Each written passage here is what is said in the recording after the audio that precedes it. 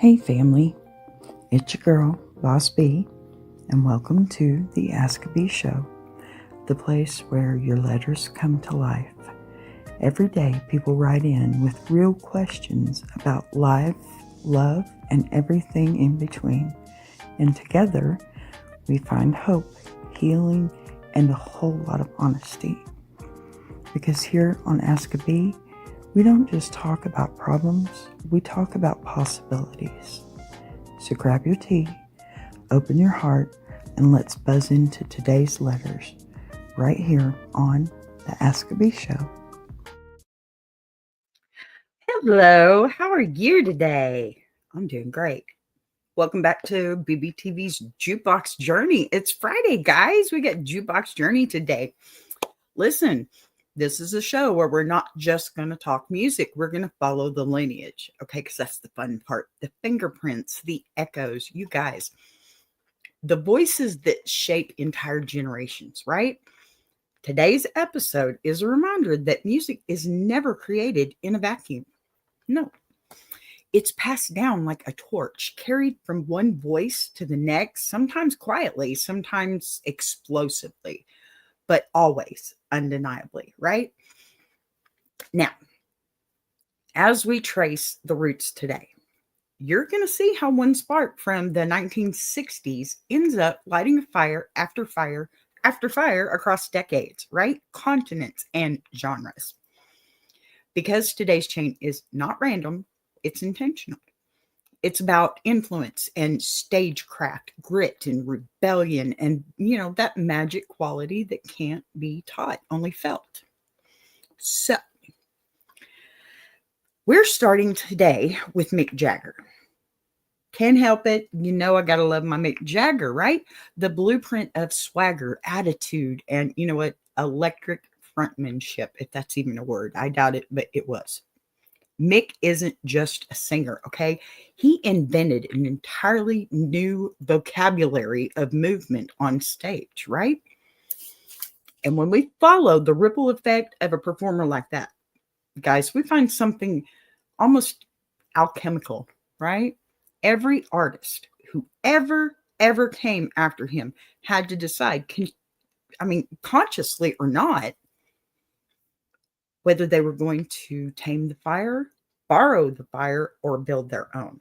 Now, one artist who understood that choice, deeply was David Bowie, right?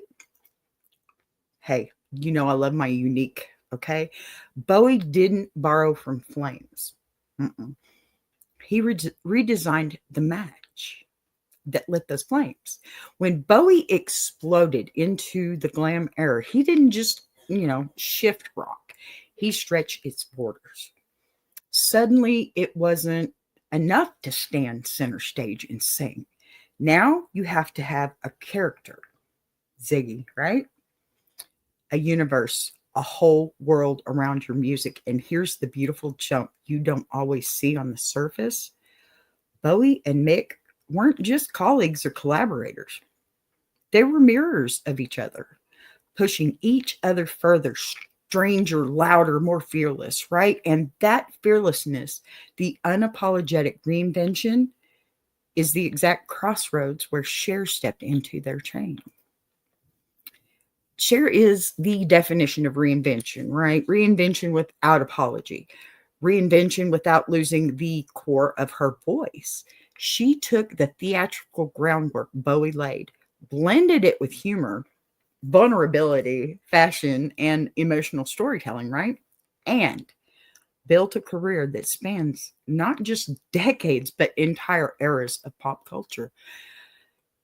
When you talk about powerhouses, okay, you can't bring up Cher without bowing your head respectfully to the woman whose voice became a foundation stone for, well, damn near everybody who came after her, okay?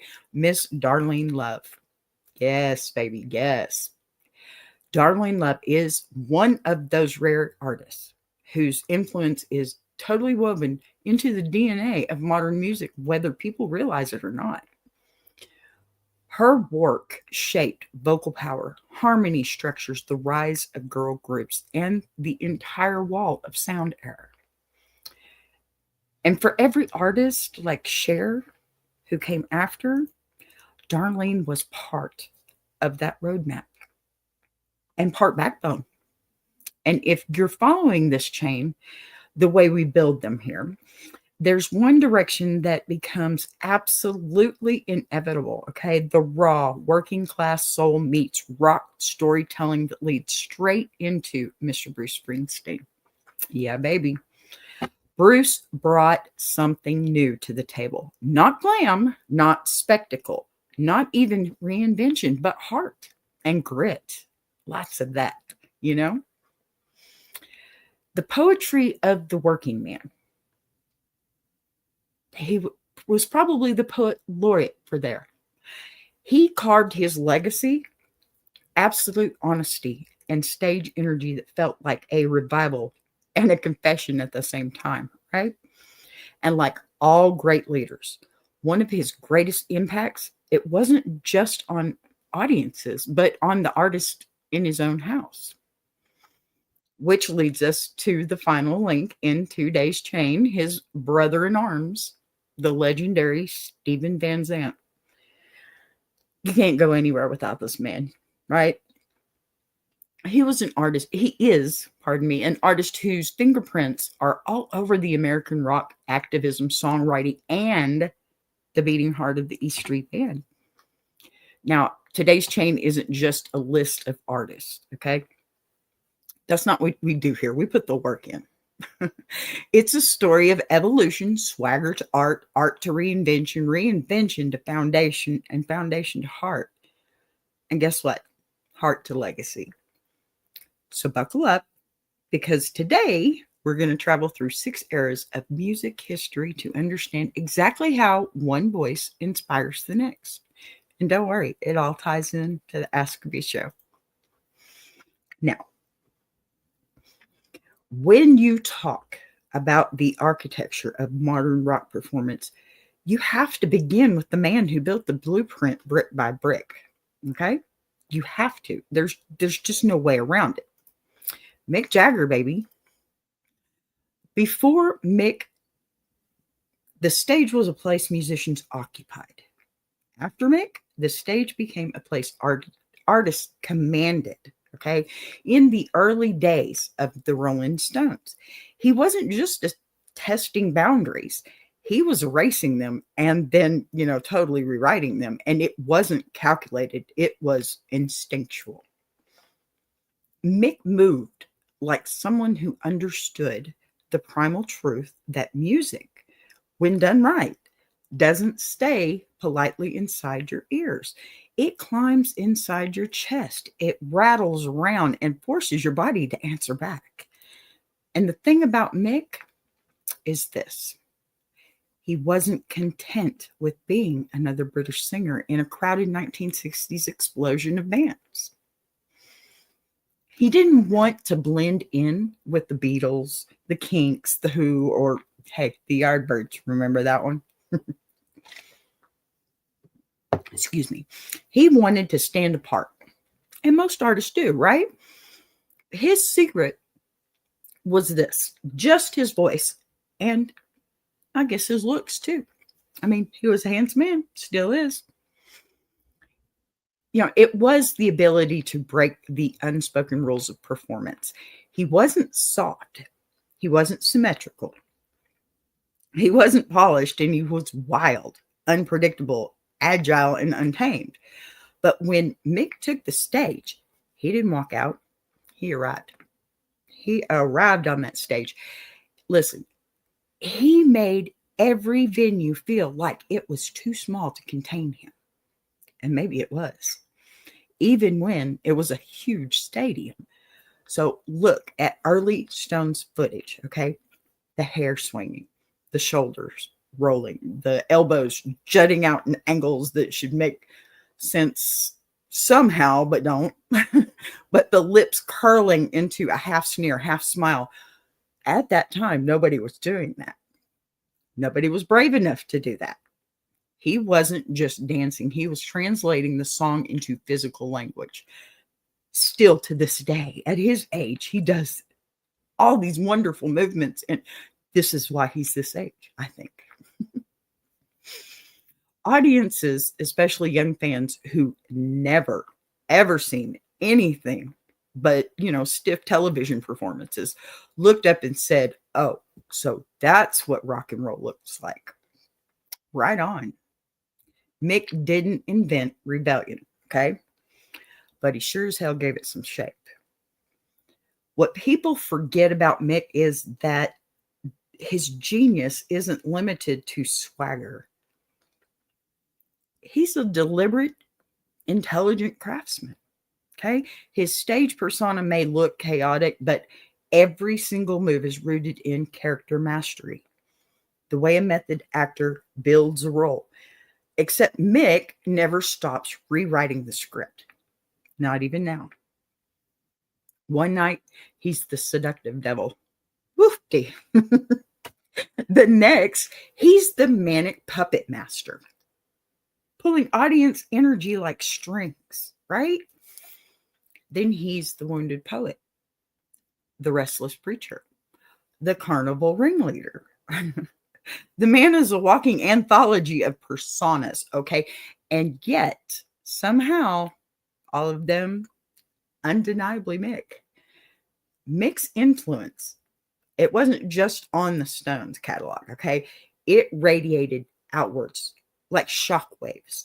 When he blended blues, soul, and rock attitude, he created a template for what a front man could be. Artists across continents watched him and realized they didn't have to be cute or clean or traditional to make people feel something. They just had to be truthful. So simple. And Mick's truth was movement, raw emotion, and a refusal to apologize for his existence. He didn't stand in the center of the stage waiting for permission. He claimed it.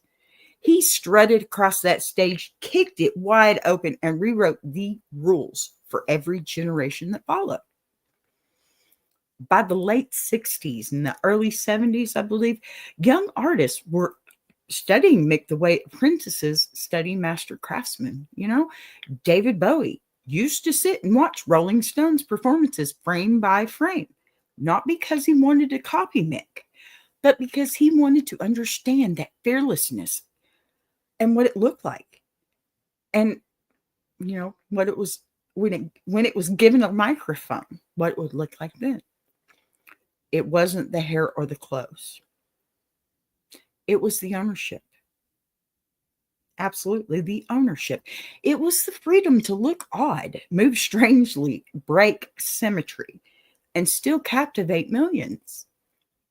Look, Mick Jagger taught a whole world of young musicians that charisma wasn't about perfection. It was about conviction.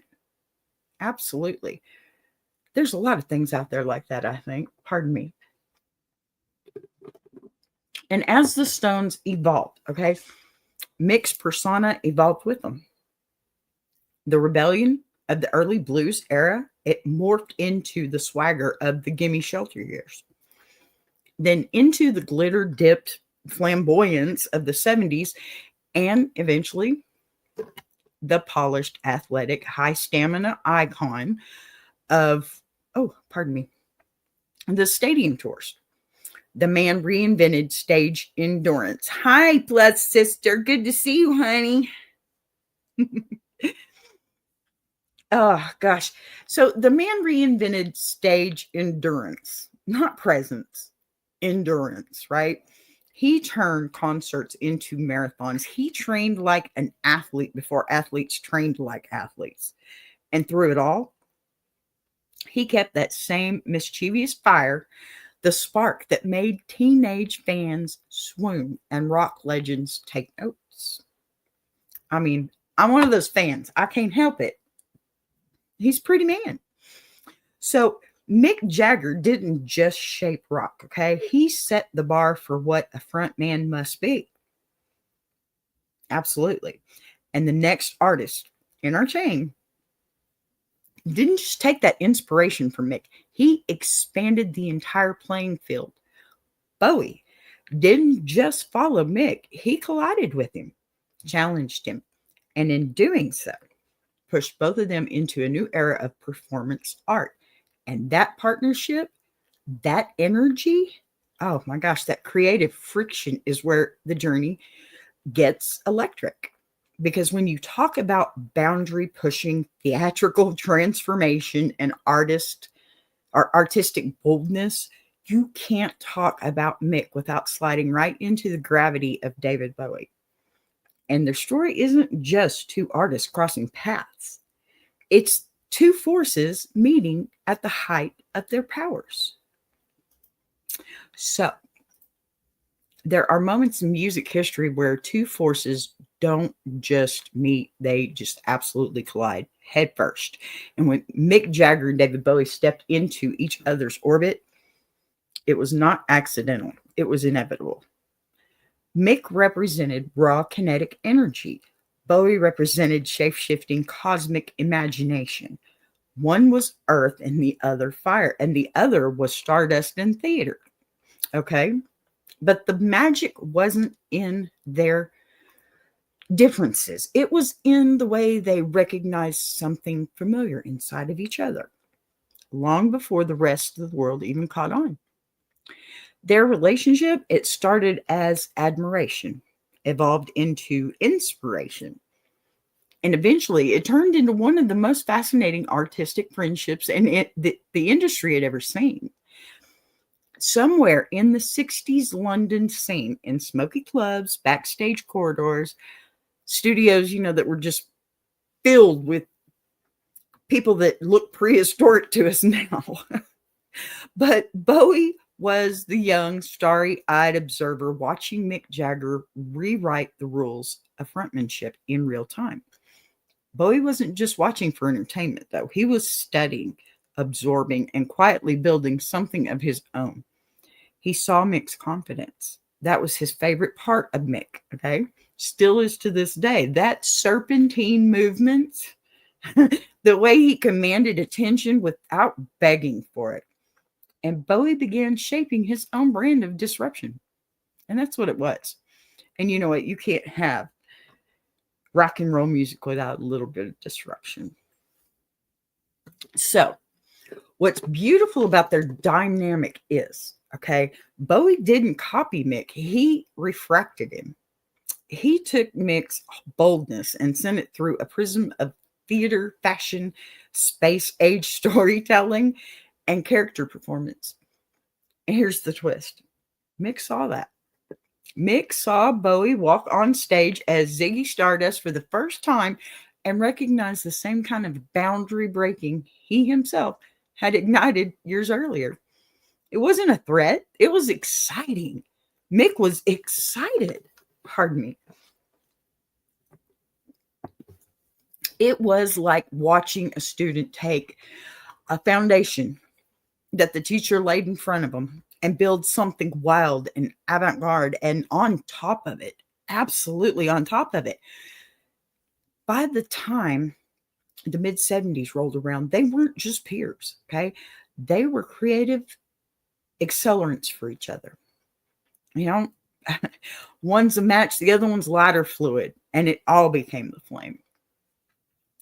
They spent time together socially, musically, personally, often hanging out until dawn, talking about art and rebellion and fame and identity and what music could become if they kept pushing the edges. And their studios were only miles apart. Yeah. Their imaginations, they were right next door. And every time they were together, there was this spark, okay? Something playful. Sometimes it was competitive, but it was always electric. That pushed each of them further into creative evolution. Bowie inspired Mick to embrace theatrically more elaborate stagings, more daring visuals. Mick inspired Bowie to embrace groove and swagger and the looseness of rock and roll. And then there's the moment that the world remembers, even if they don't know the entire story. Dancing in the Street. One of my favorites, y'all. Can't help it. That video wasn't planned 6 months in advance with a market strategy or anything like that. No. That chaotic, joyful, ridiculous, wonderful moment was born from the purest kind of artistic chemistry. Okay. Two icons, two legends at the height of their powers, just wanting to have fun for a charity project. And they created one of the most memorable crossovers in pop culture history. The dancing, the stomping, the bright outfits, the unhinged energy. That video wasn't trying to be perfect, okay? It was trying to be alive. And that's exactly what Mick and Bowie brought out of each other. Absolutely.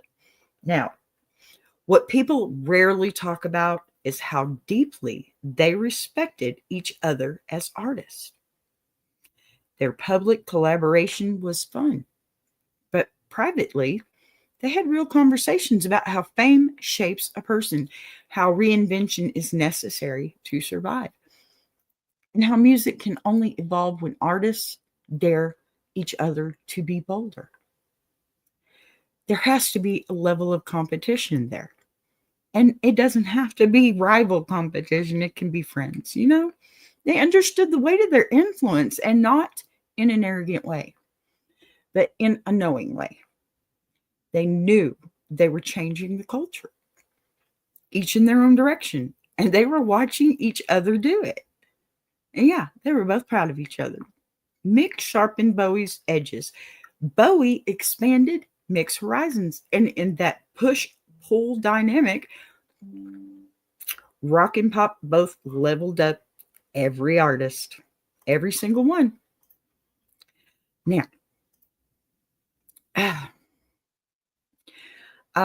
so like every artist who came after, from glam rockers to pop icons to stadium performers, inherited something from the Jagger Bowie exchange.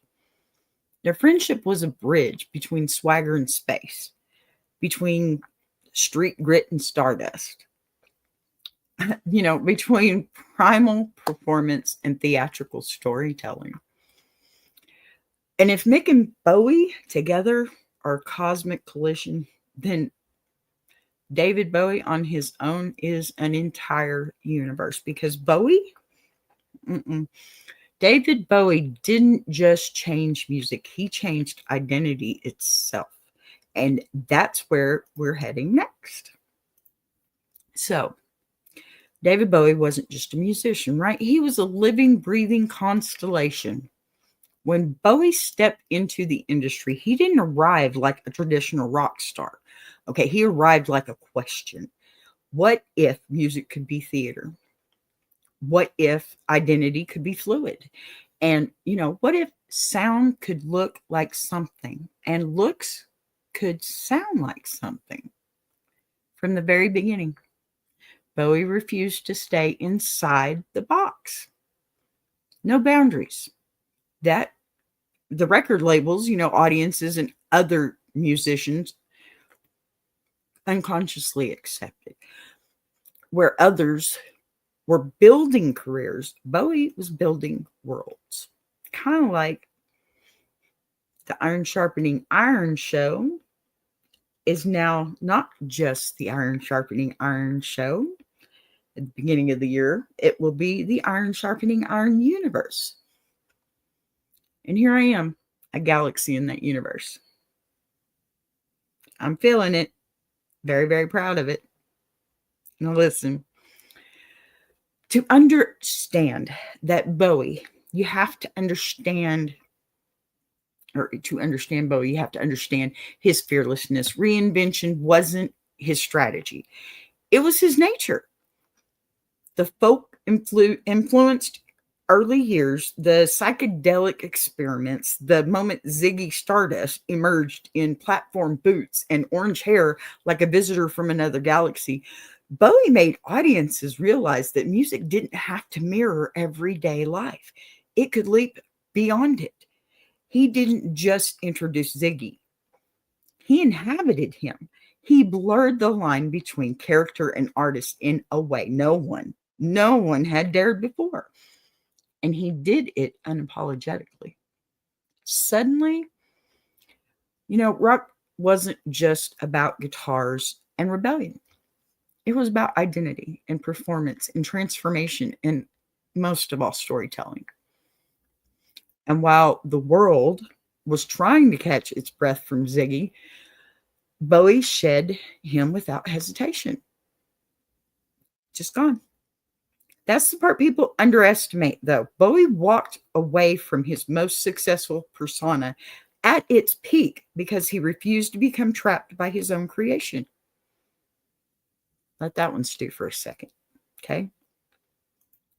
He moved into Aladdin Sane, the Halloween Jack, then the Thin White Duke. Each era with its own visual language, musical palette, vocal approach, and emotional temperature. No one else in rock history has shifted shapes with the level of intentional artistry. Okay? He didn't evolve because the industry changed. He evolved because he refused to stagnate.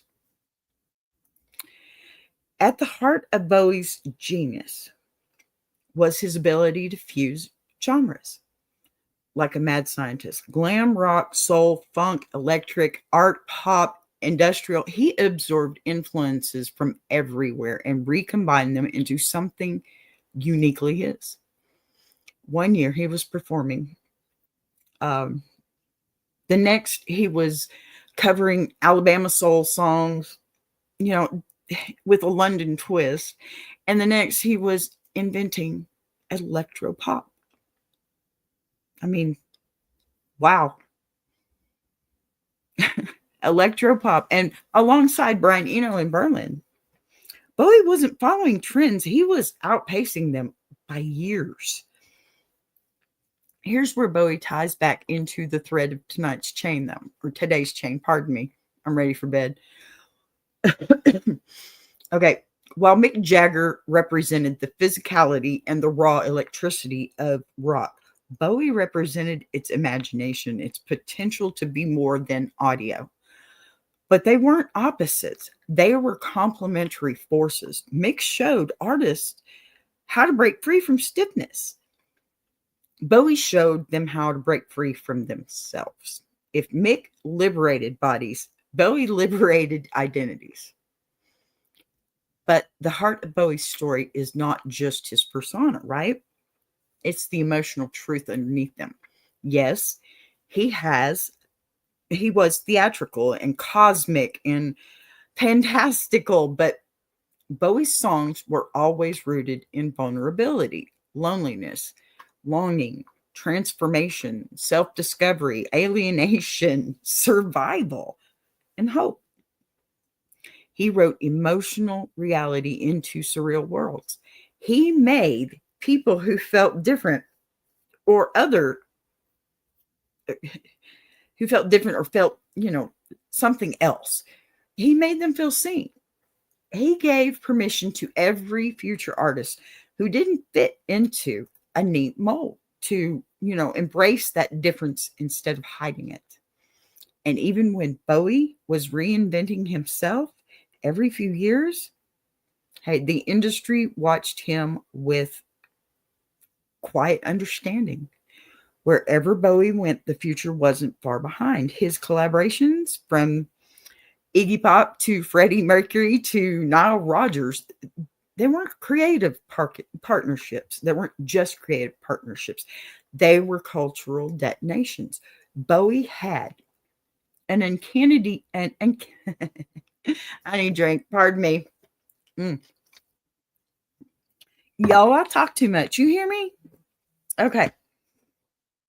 Bowie had an uncanny ability to step into a room, hear something no one else heard yet, and elevate it into something iconic.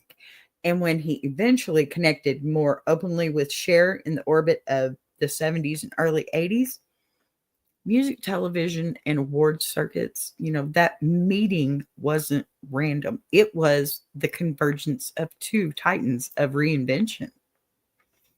So that's where we're going to go next. Okay.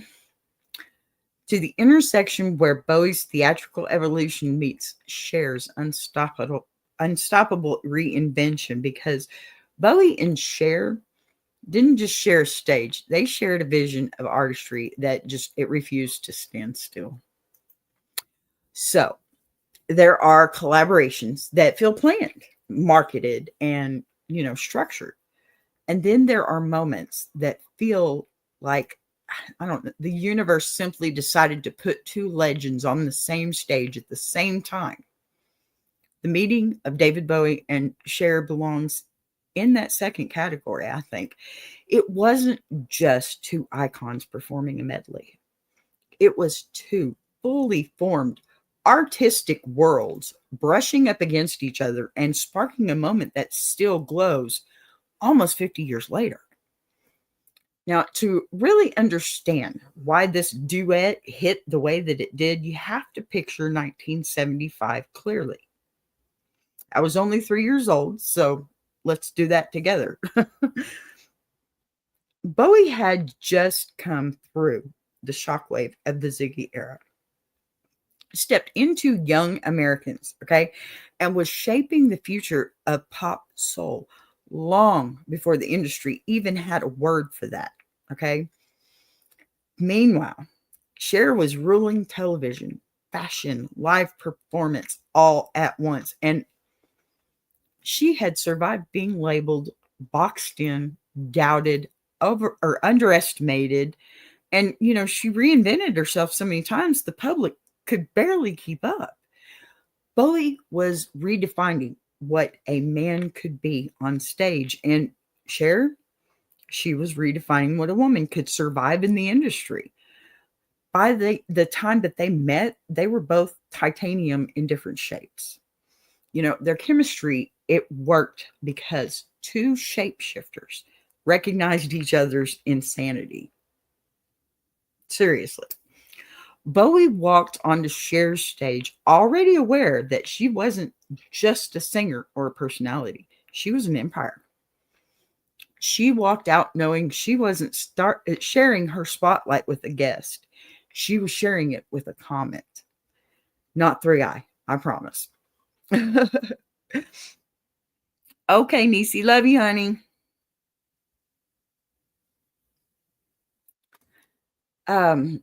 So they approached each other like two performers who understood that authenticity doesn't always look like the same. Sometimes it's theatrical, sometimes it's glamorous, sometimes it's alien, and sometimes it's grounded. But when it's real, the audience feels it.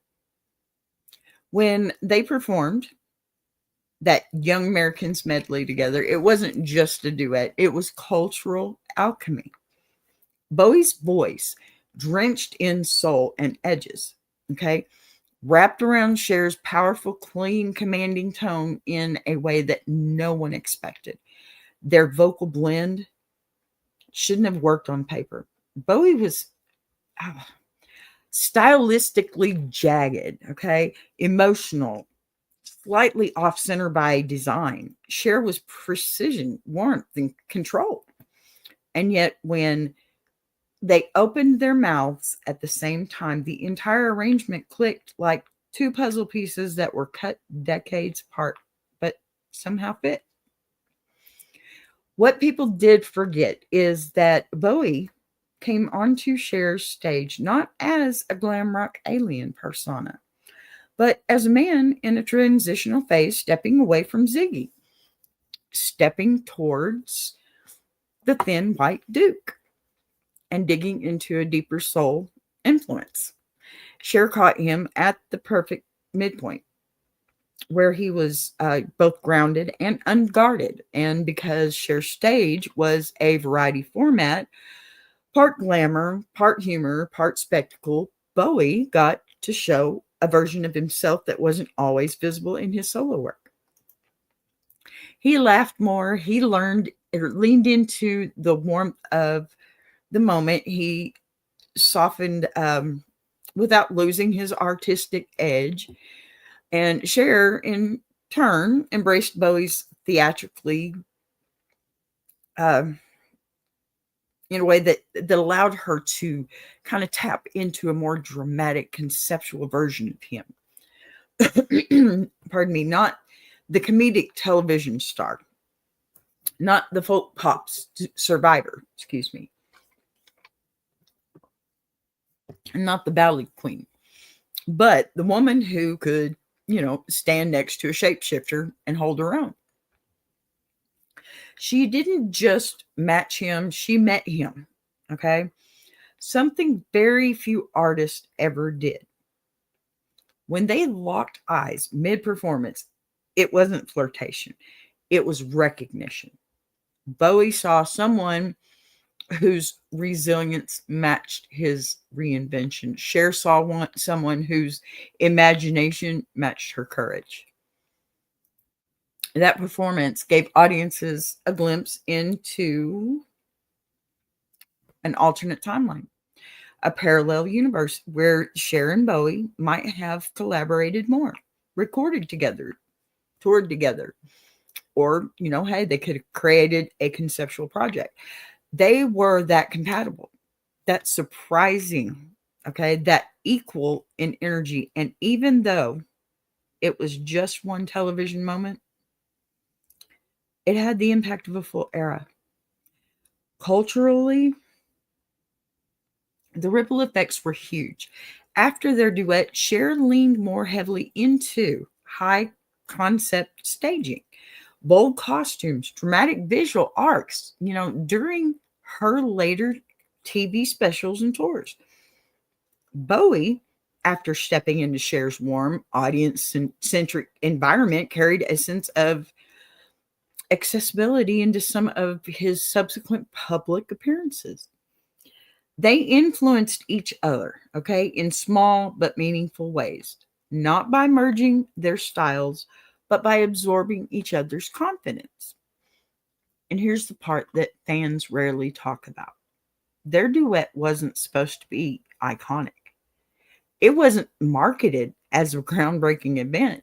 It was simply two stars agreeing to merge set lists for a night, But sometimes the most lasting artistic moments come from the interactions that aren't overproduced, the ones that happen naturally, sparked by genuine chemistry, mutual respect, and the kind of unspoken understanding that only two lifelong reinventors can share. So when Bowie and Cher stood on that stage, they didn't just create a moment, they created a shared legacy, a reminder that music history is built on collisions, the kind that, they leave a glow on everything they touch, right? And if Bowie showed the world how to become a new version of yourself, yeah, Cher showed the world how to do it again and again without ever losing your center. So now we move into the next arc, Cher on her own, a masterclass in longevity, reinvention, and fire. People, listen. Oh my goodness. If there is one artist in this entire chain whose life looks less like a career and more like a myth, it's Cher. But the thing about Cher's myth is that it wasn't handed to her.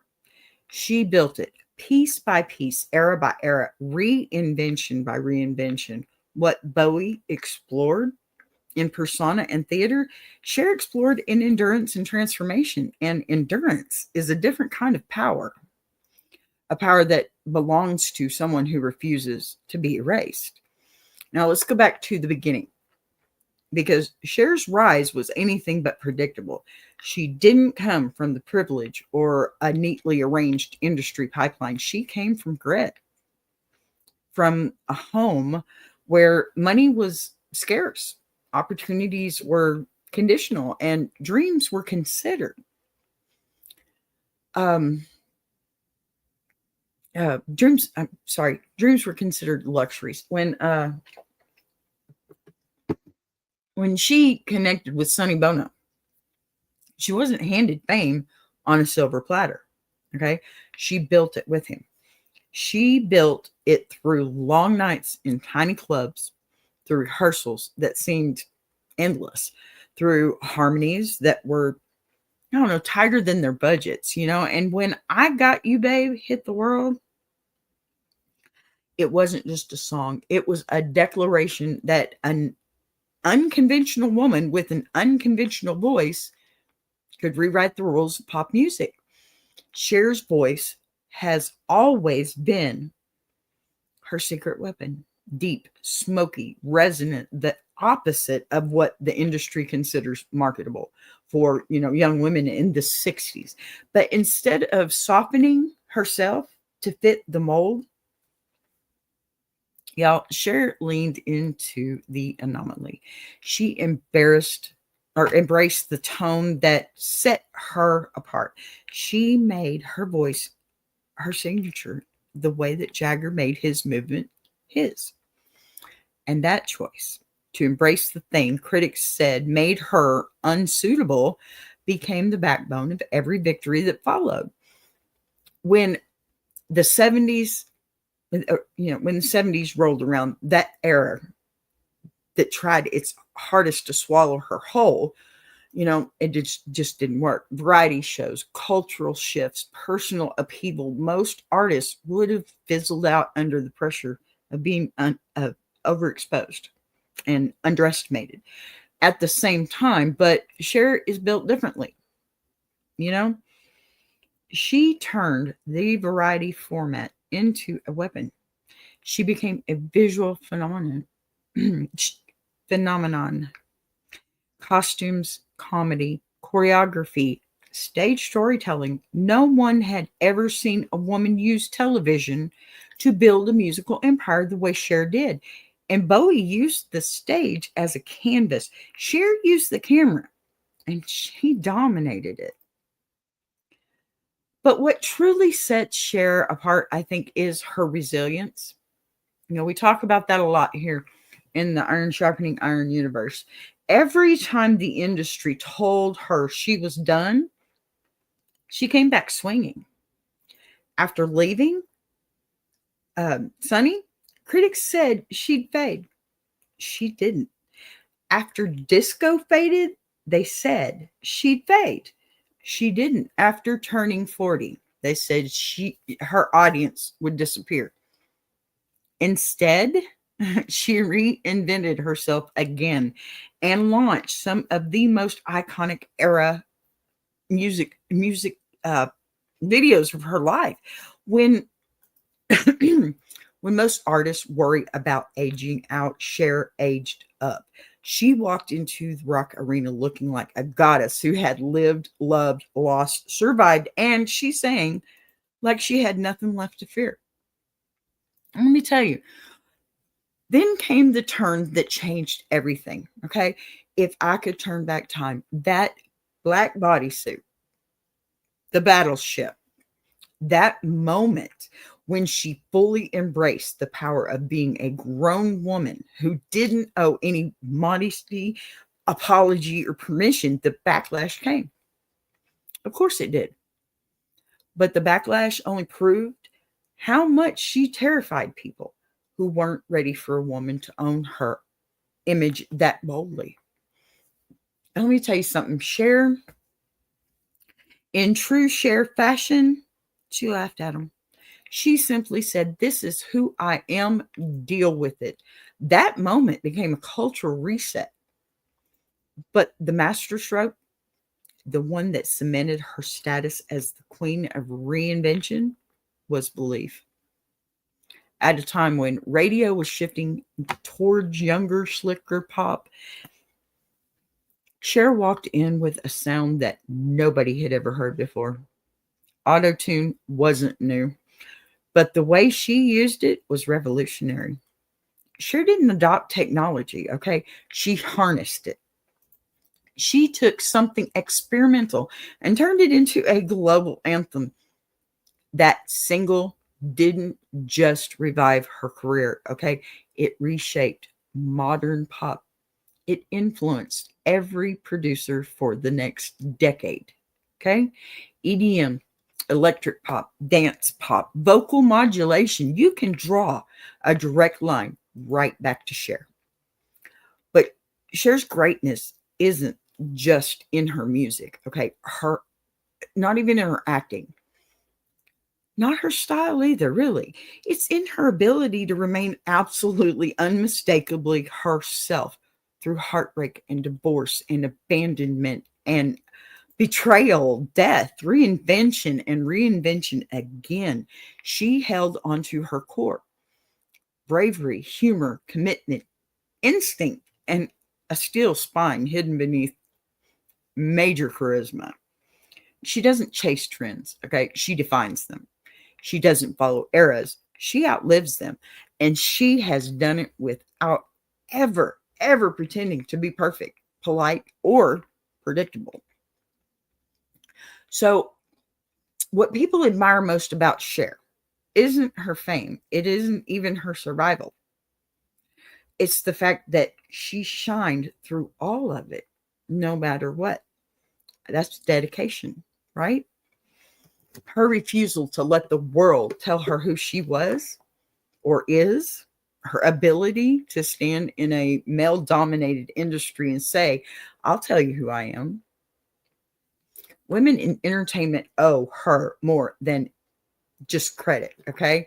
They owe her freedom, the freedom to reinvent, the freedom to age publicly, and the freedom to be loud and bold and glamorous, dramatic, unapologetic, okay? Cher made it possible for women to have more than one artistic life. She made it possible for them to have 10. She did. She did it herself, right? How many think she's had now? Yeah. And that brings us to our next turn in our chain, because no matter how powerful Cher's own story is, it's built on the foundation laid by the women who came before her, just like all of us. And one of the most important voices of those voices, one of the pillars that shape the resonance, power, emotional clarity that Cher embodies. Yes, yes, yes, my girl, Miss Darlene Love. Okay. Now,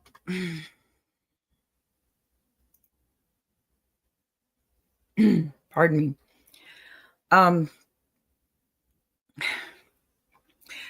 I feel like she was one of the most important of those voices, one of the pillars that shaped the resonance, power, and emotional clarity that Cher embodies. I believe it. And the woman whose strength who would echo in Cher's own evolution. Okay. She's also the woman whose story proves that greatness doesn't always show up on the charts. Sometimes it shows up in the bones of the music itself. So now we step into the powerhouse at a root of it all, the legendary Darlene Love. If Cher is the queen of reinvention, then Darlene Love is the cathedral those reinventions were built inside. And the wildest part about her whole story is that for decades, the world didn't even realize they were listening to her. They didn't. She is the definition of an unsung hero, literally. Only she actually sang. And except for her voice was so powerful and so unforgettable, so soul shaking, that even without the spotlight, she shaped the sound of an entire generation. Darlene Love didn't just sing notes. She constructed emotion. Every syllable, every well or swell, pardon me, every bit of vibrato carried a kind of grounded power most artists spend their whole lives trying to fake. Long before anyone called her a legend, long before documentaries and rap hall inductions and standing ovations, okay? Darlene's voice was already the backbone of 60s. The voice you heard soaring above the strings, the harmonies you felt in your chest, the emotional punch that made records completely timeless. That was her. Even if you didn't know her name yet, you felt her. You did. Let's talk about the wall of sound era. Okay. Because this is where Darlene becomes unavoidable in music history. Phil Spector may have been credited with the sound, but Darlene was the heart inside it.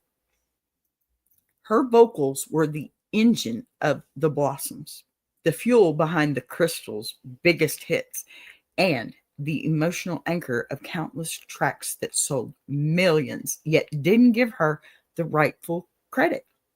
Never. They never did. Her range wasn't just about notes, it was about emotional storytelling. She sang with a depth that felt older than her years. Okay. Pardon me. Heavier than the pop packaging she was placed in. And when Darlene sang, you didn't just hear a song, you heard a life.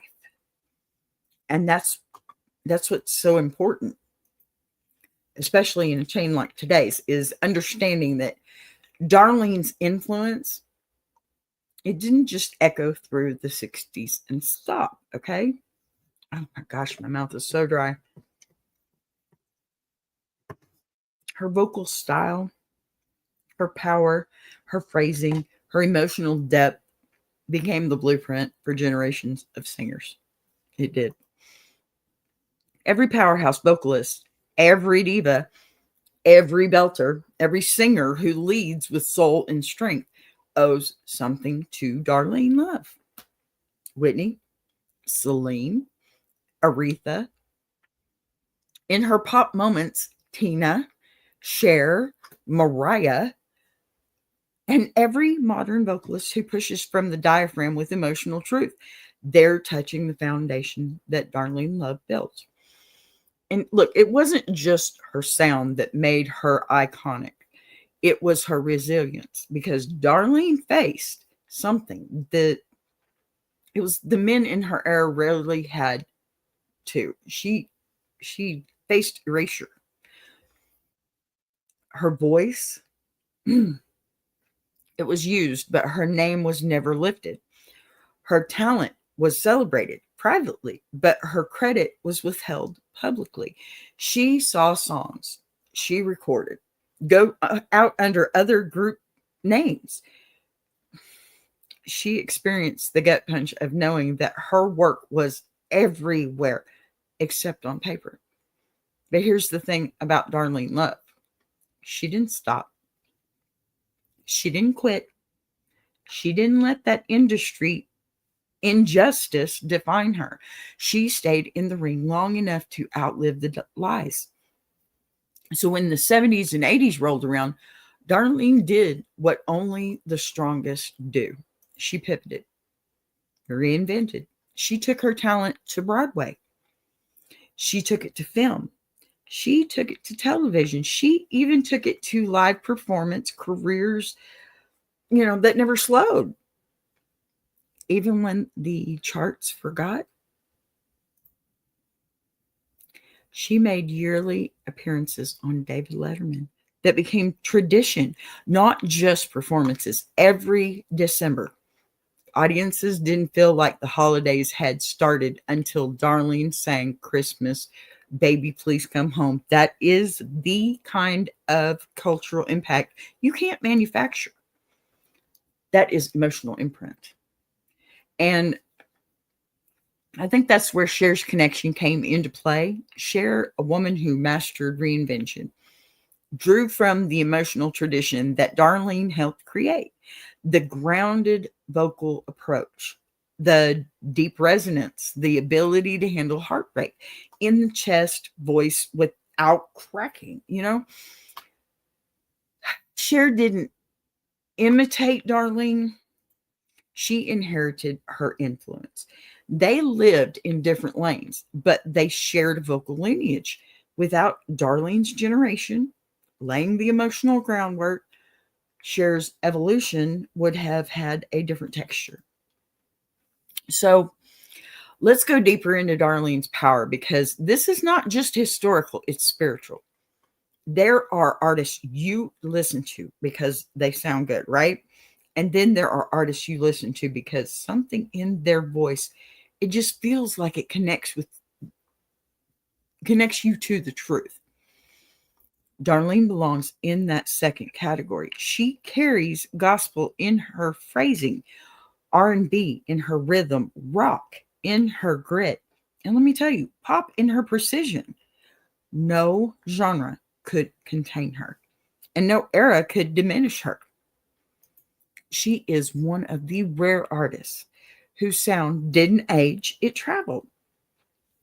It moved with the times because it was built on emotion, not a trend. And in that resilience, in that ability to move through decades without bending to what the industry demanded, Darling becomes the perfect bridge to Bruce Springsteen. Okay. And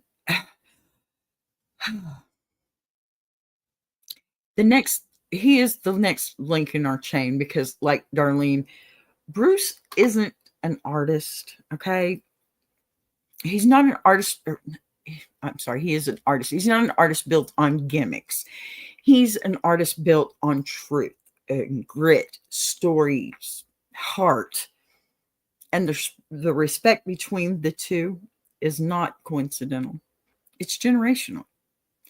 Bruce grew up listening to voices like hers, voices that carried the weight of working class struggle and the hope of something better, voices that didn't just perform, they testified. And when Bruce built the E Street sound, when he leaned into that gospel influence, when he wrote with a voice that felt like it belonged to everyday people, he was drawing from the lineage Darlene's generation established. So that brings us to the next one. Bruce Springsteen, the poet of the working man and the natural continuation of emotional lineage Darlene Love helped create. So when Darlene Love and Bruce Springsteen's world finally crossed in a meaningful way, it wasn't just a coincidence. Everything happens for a reason anyway, but this was not a coincidence. It was random, or it wasn't random. It was destiny. At least that's how I see it. The natural merging of two power traditions in American music, epic. Absolutely epic. Oh, okay. So, my goodness, I'm already done with my hour and I still got. Okay, we're good. So, on one side, you had Darlene, the voice that carried the emotional architecture of the 60s. And on the other hand, you had Bruce, the poet who translated the grit of the working class into anthems. When those energies met, they didn't collide, they harmonized. Okay.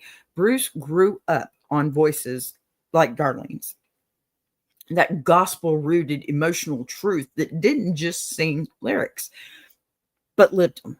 Okay. Even before he ever met her, she was part of his artistic DNA.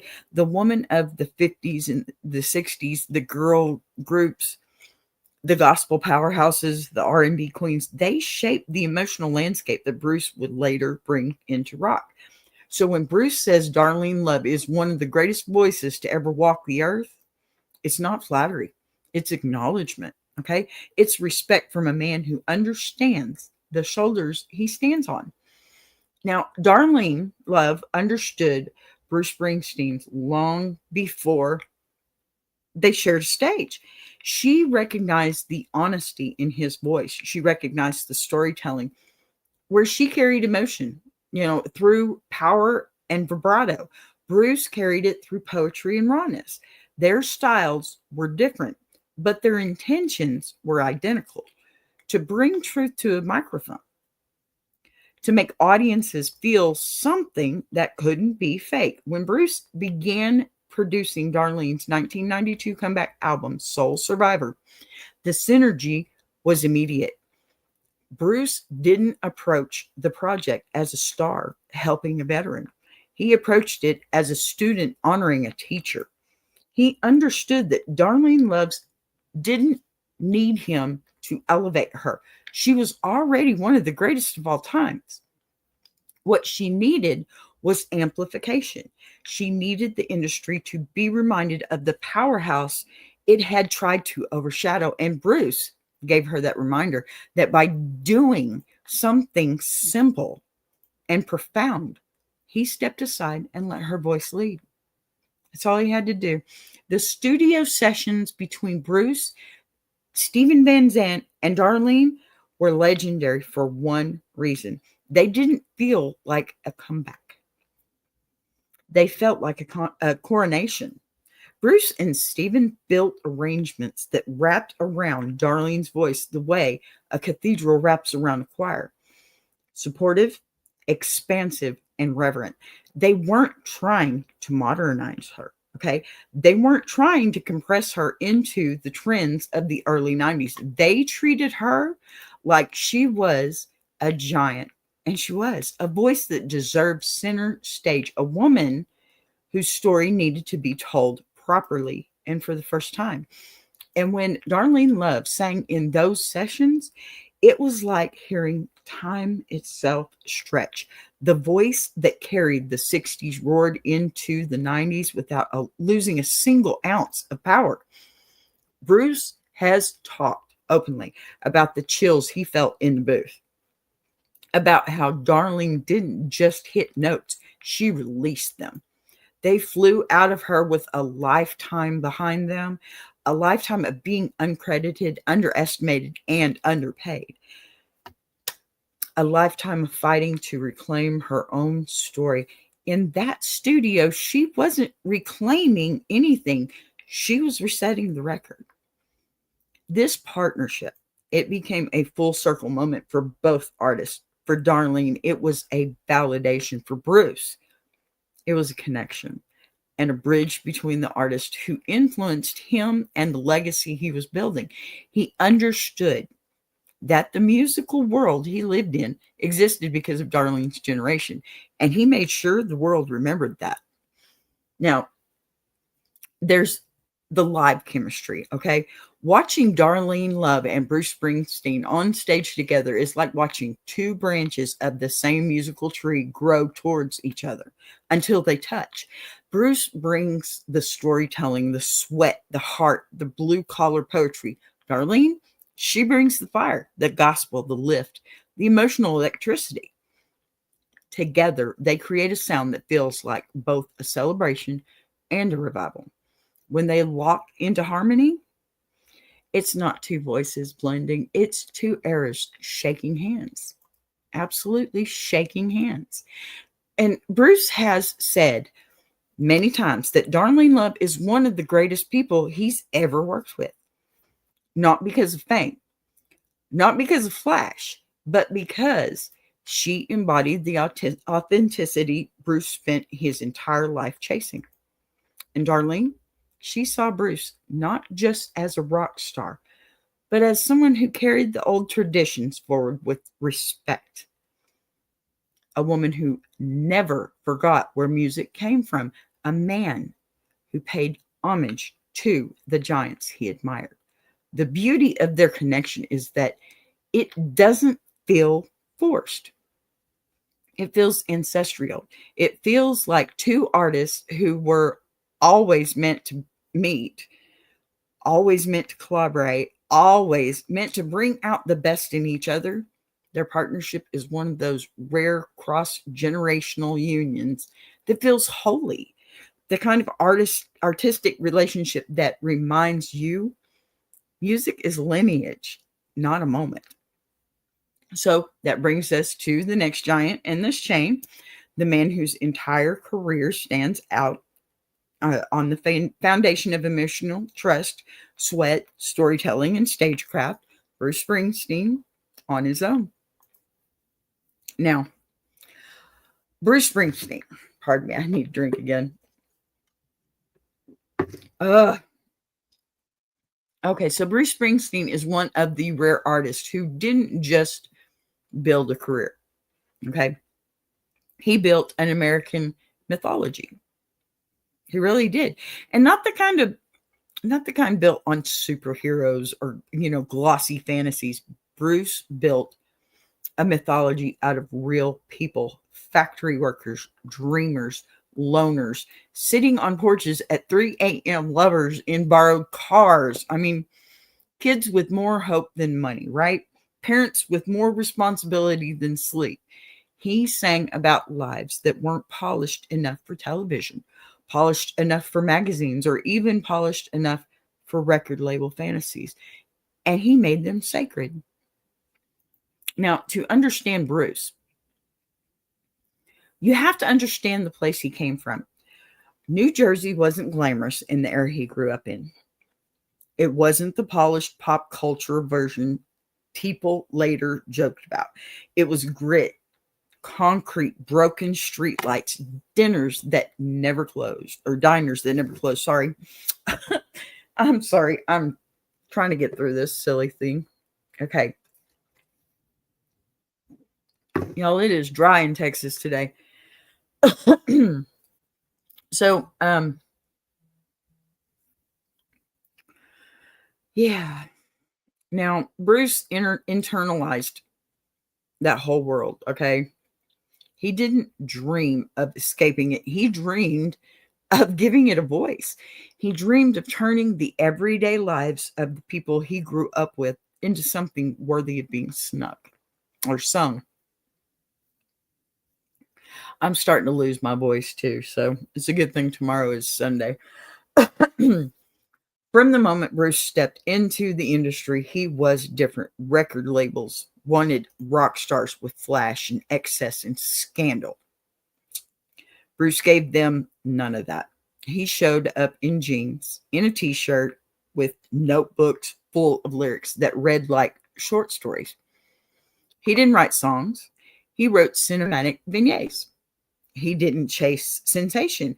He chased truth. His voice it's not traditionally polished. It's cracked. It's rasped. It's struggled. But that was the point. Bruce didn't hide the strain. He let the strain be the emotion.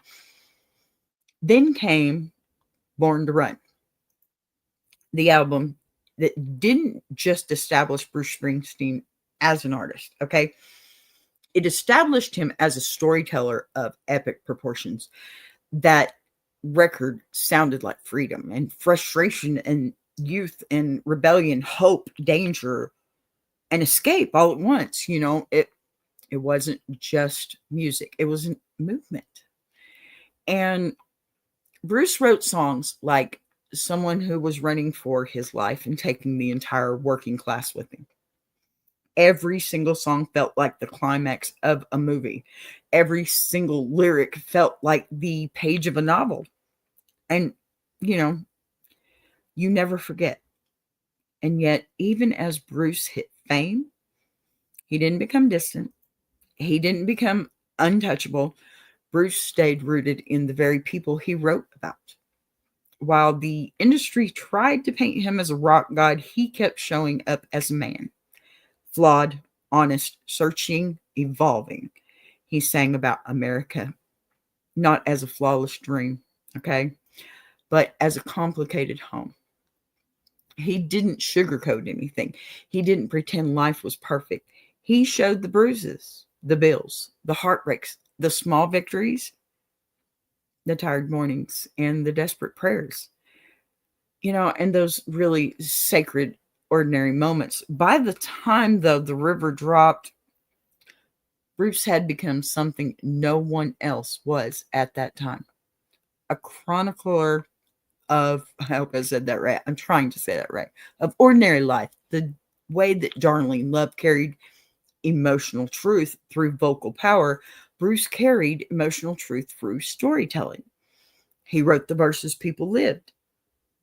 He captured the things they felt, but didn't have the words for, they just didn't know what to say about it. And he turned those everyday struggles into something kind of holy. Then came the era that showed the world Bruce was more than a poet. He was a mirror. Born in the USA, it became one of the most misunderstood hits in music history. People heard the chorus and tried to turn it into a patriotic chant, but Bruce's verses told a different story. The story of a veteran who returned home and wasn't greeted with celebration, but with abandonment. That was Bruce's brilliance.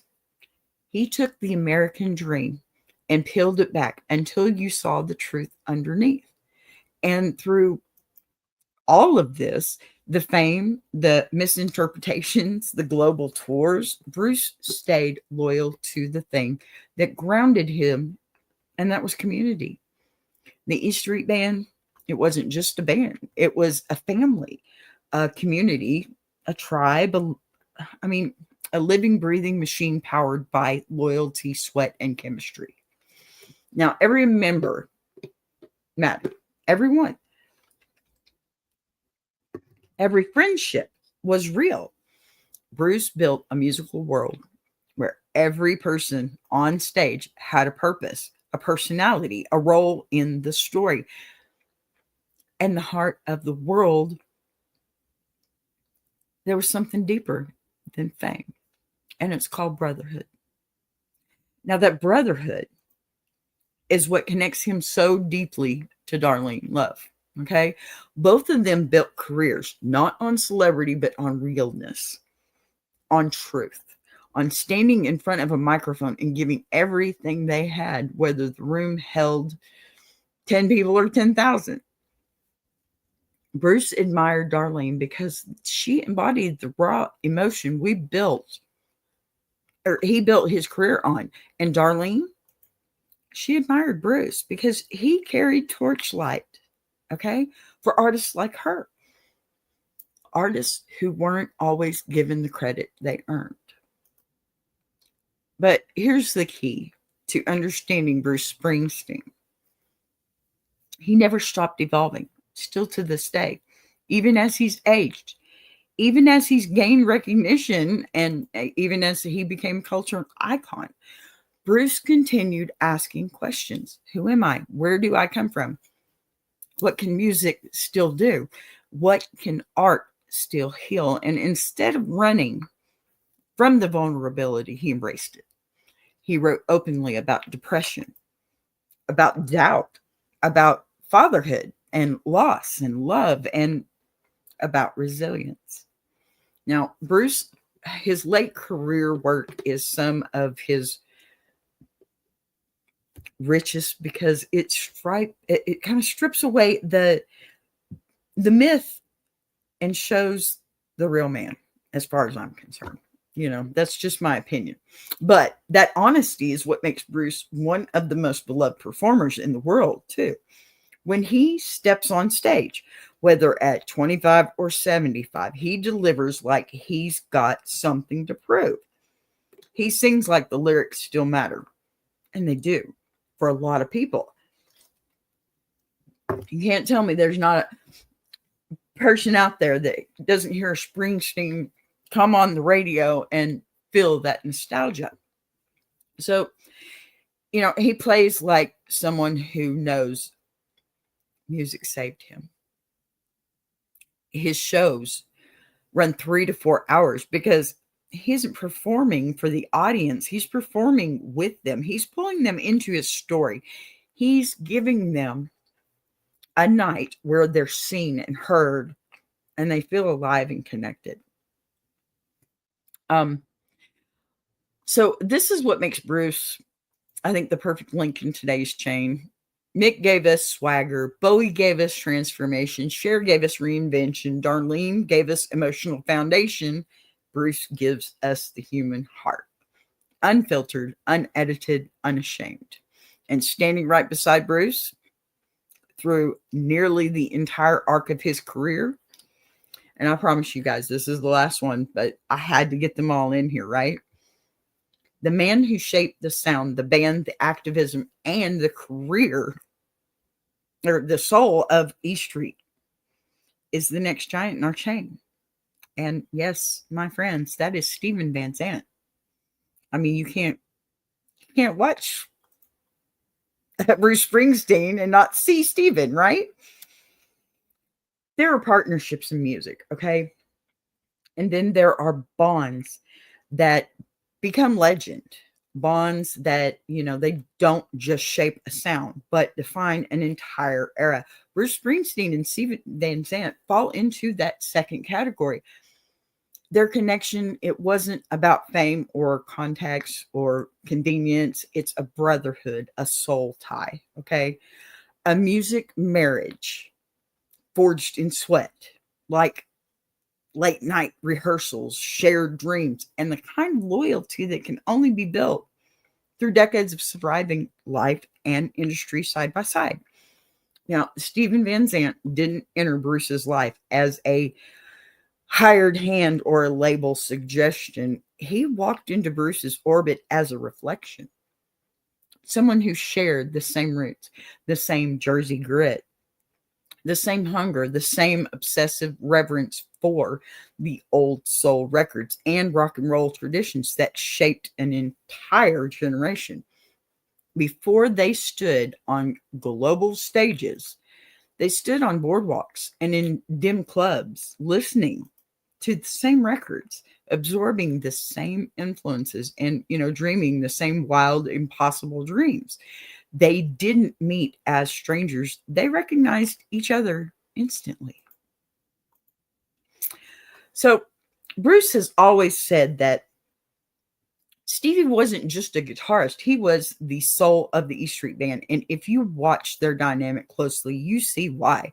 Bruce is the engine, the storyteller, the poet, and the vision.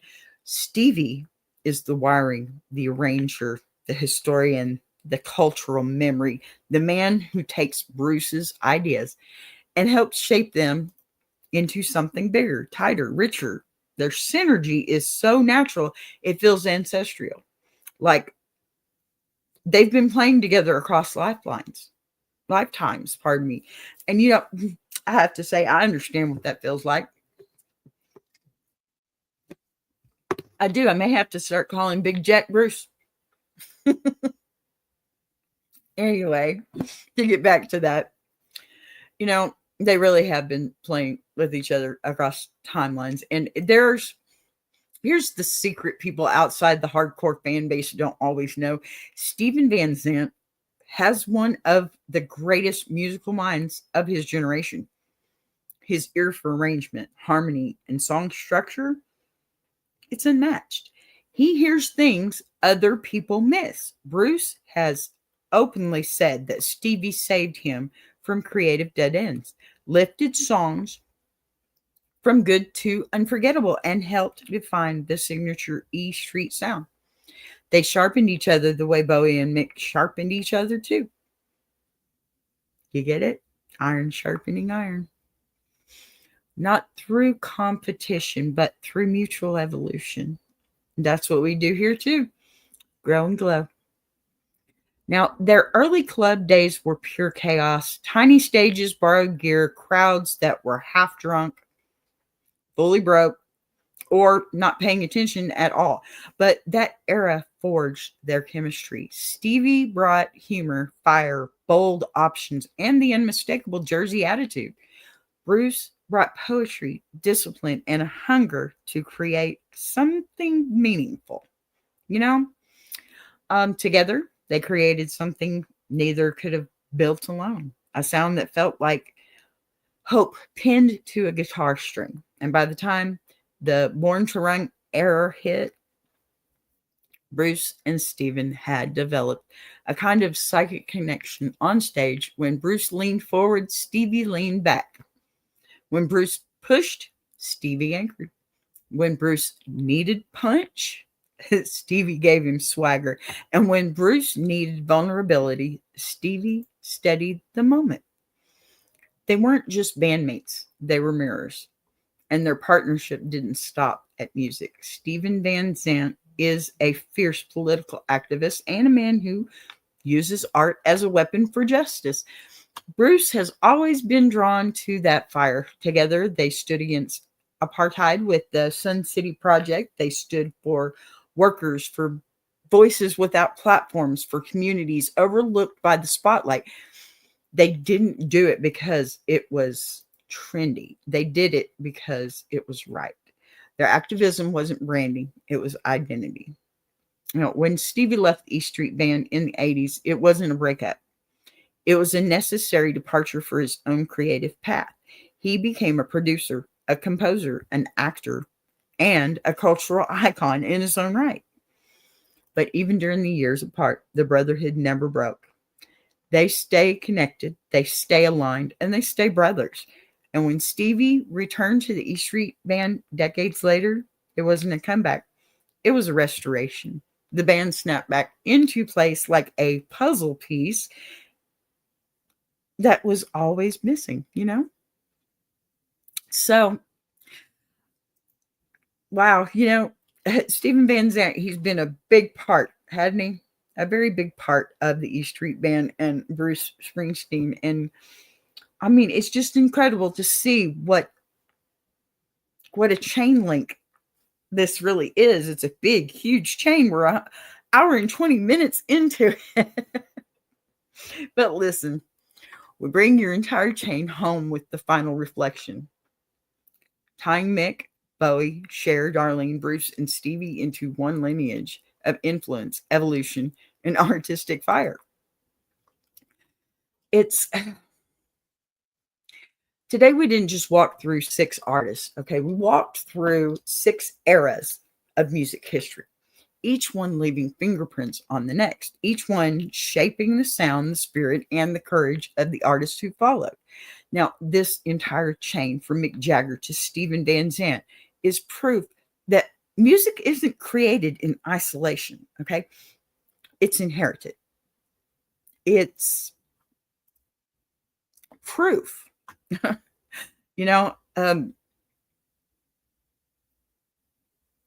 Sorry, I was going to sneeze. So it's passed down like a torch. Okay. Sometimes it's obvious. Sometimes it's subtle, but the line is always there if you know where to look. Now, Mick Jagger began our journey not merely as a rock star, but as an architect of modern stage presence. He gave rock and roll its movement, its swagger, its defiance, right? Its physical vocabulary. He transformed the front man from a singer to a force. And then all the way to, Van Zandt.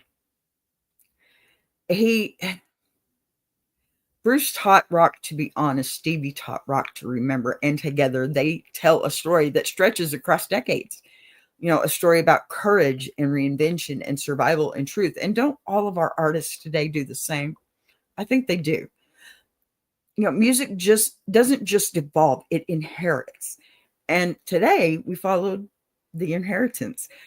And before I wrap up, I want to take a moment to thank the community, celebrate the wins, and remind everyone where to find the next piece of this journey, because this chain may have ended today, but the music never does, right? So, pardon me. And before I close out, let me take a minute to honor the people and the places that make all of this possible, okay? I would never walk away without doing that. The shows, the community, the entire BBT network, and the iron sharpening iron universe. That keeps us glowing day after day, because this isn't just a live stream. This is a growing family, a classroom, a front porch, a concert hall, a sanctuary, even a reunion, all wrapped up into one. First up, Ask a Bee. Every weekday, we sit down, we breathe for a minute, and we talk through life. The funny letters, the real letters, the trivia, the stories, the breakthroughs, the belly laughs, the tears, the wisdom, the foolishness, the healing, all of it, all of it. We've been picking up momentum because you keep showing up with the kind of heart only this community brings. If you need a space that feeds your soul and your funny bone at the same time, you already know where to find us every day at noon. And then we've got Ladies Diary, my heart project, my monthly sit down with the women of our world who bring strength, humor, honesty, grit, softness, wisdom, and real life lived experiences to my table. It's not a show, it's a panel of power. It's where we unpack what womanhood looks like, okay, in real time. Not the Instagram version, not the curated version, but the truth, okay? Nothing but the truth here. Transparency total. So mark your calendars because the next episode is coming very soon and you're going to want to be in the room. December 3rd, 7 p.m. Eastern, 6 p.m. Central. Y'all be there. It's going to be amazing. And now I want to talk a little bit about the Iron Sharpening Iron universe real quick. We got the Gentleman's Journal. We got We Be Jammin', Coach's Corner, all of these wonderful, wonderful spinoffs. And Big Jack, Walt Talks, Mama Lions, myself, the whole crew. These shows are changing lives with encouragement, growth, humor, discipline, and that growing glow together spirit that this community was built on. When we collaborate, we cross-pollinate these shows. When we show up for each other, that is how we build a universe. And best believe this universe is expanding, okay? If you want to send in letters for Ask a Bee, for Ladies Diary, for Circle Back Saturday, or for any of the Iron Sharpening Iron universe spinoffs, the ticker, it's running down there, okay? Got all three emails. Doesn't matter what you want. Just get them in here, okay? Look, your stories matter here. Your questions, your voice, it all matters here. Don't forget to check out our merch either, okay? Lots of it. Beautiful, beautiful shirts. We got some great mugs out there. Y'all got to get to it, okay? That is also, I think, in... let me see which one. Yep. That one is in there too. You can get your merch. The link is there. In fact, you know what? While I'm just sitting here doing nothing, right? Okay, hold up. Because I'm going to get you this. And I'm going to put it in the chat so we can all get our merch, right? Not until I find it, of course. Y'all forgive me. I'm tired. Yesterday was a long day and I didn't even have to cook. I really hope that you all had a very, very good, happy Thanksgiving. I know mine was pretty good. I would have liked to see my kids a little bit more, but you know what? They got lives and that's okay too. I got to talk to them at the very least. So, alrighty, here is finally. I'm sorry I was so slow about that, but I shall fix that now. I'm sorry. Okay, here you go. Get your merch. Get your merch. Get your merch. It's awesome. Get your merch. We got some great shirts. Look, I got mine. See? Great shirts. Okay, don't forget to check it out. New designs are finally up. We're getting all kinds of stuff going, you know. And of course, tomorrow is Circle Back Saturday. We take the week, we rewind, we reflect, we laugh at what we survived. You know, we celebrate at what we accomplished. And that's a lot. Tomorrow will be the last day of a full month of Ask a Bee. Y'all, I'm a happy camper. I feel good up on stage now. I feel like I'm actually making a difference. I'm receiving emails that actually feel like I'm making a difference. So, y'all, this is great. I'm loving this. I'm enjoying everything about it. And let's go Iron Sharpening Iron universe at the beginning of the year. Yes! I am so excited about that part, okay? So listen, last but not least, I want to go back to this. December 3rd at 7 p.m. Eastern, 6 p.m. Central. December's edition of the Ladies Diary. We are celebrating Human Rights Month. Okay, ladies? Women's emotional rights. Being heard, not silenced, and your self-worth. Ladies, you have the right to feel without being labeled dramatic. And you absolutely have the right to speak without being dismissed. Setting boundaries without guilt. You absolutely also have the right to be supported and not drained, or be safe emotionally, not just physically. Okay? Let's close this thing the way we always do. with gratitude, with joy, and with the reminder that the music lives on after the stream ends. Okay. And that, my friends, is where we land the plane today. I don't know why I keep saying tonight. We walked through eras, we walked through legends, we walked through lineage, and we walked through the fire these artists carried from one generation to the next. And if there's one thing I hope you felt along the way, it's this: music is not just something we listen to, it's something we live through. Okay. These stories, Mick, Bowie, Cher, Darlene, Bruce, Stevie, they aren't just names in the history books. They're reminders that reinvention is possible, that courage is contagious, that creativity is eternal, and that even in the hardest seasons of life, something beautiful can still rise from the noise. So wherever you're sitting at right now, at home, at work, driving, cooking, please don't be driving and on the phone, but listen, folding laundry, or just hanging out with us in this beautiful community. Thank you. From the bottom of my heart, thank you. Thank you for showing up today. Thank you for letting us be a part of your Friday. Thank you for making this channel feel like a living room and a concert stage at the same time. And hear me when I tell you this: whatever you're going through, whatever you're carrying, whatever it is that you're trying to build or create or fix, maybe leave behind or move forward, you're not doing it alone. You've got a community behind you every time you show up here, a family in front of you every time you show up here, and a future that's bigger than you think. Today was a celebration. Tomorrow is a Circle Back Saturday.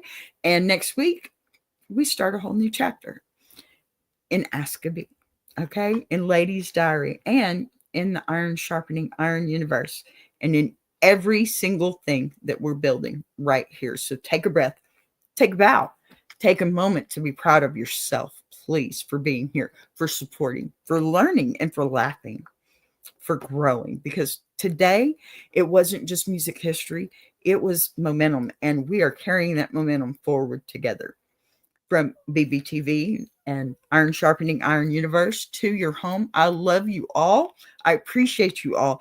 And I always, and as always, stay kind, stay curious, speak right, stay brave, and keep your soul tuned into the good stuff. I'll see you guys tomorrow. See you later. Love you guys. Bye-bye.